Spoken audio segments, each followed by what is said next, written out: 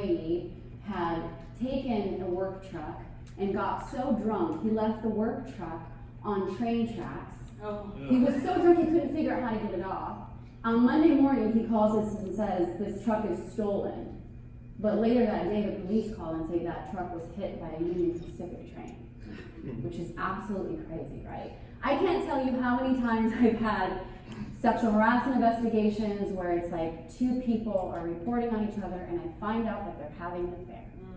Which is, I mean, me, I'm like, why did you do that? You wasted all my time. And there's a reason for this, and that is because I believe employees are like cats, and cats can be totally mischievous, right? So, how do we prevent that? How do we make sure that our employees, that we hire right, that the entire employee life cycle is a healthy one, that we create an environment? We're going to go through all that, from hire all the way to termination, and the fun stuff in between, and a little bit of the legal aspect of it. So, first thing you don't want to do is you don't want to pick up strays, right? So you wouldn't pick a cat right off the street and put them in your home. You want to make sure that you make smart decisions. I know as you're growing, sometimes you just want to put those people in those seats.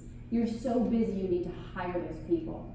I love the concept from Jim Collins, Good to Great. How many of you read that book?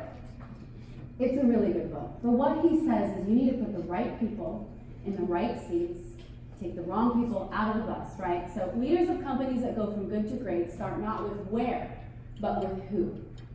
They start by getting the right people on the bus, the wrong people off the bus, and the right people in the right seats.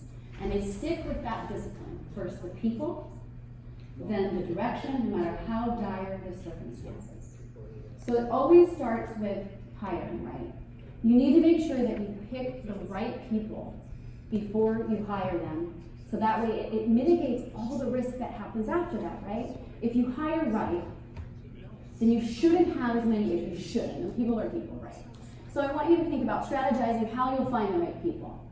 You can always hire Vanessa's company, Quiray, right? And have someone who's a professional who recruits for you. What if you decide not to do that? What if you want to do it yourself? Well, where do you find these people? I know that Craigslist is really inexpensive, but I would not suggest going on Craigslist. I have horror stories of people that we found on Craigslist. But you can use something like Indeed, right? A job search site, something like ZipRecruiter. Figure out how you're going to do that. Formulate job descriptions for those people and make sure that you communicate clearly what that role does and that you yourself know what that role does.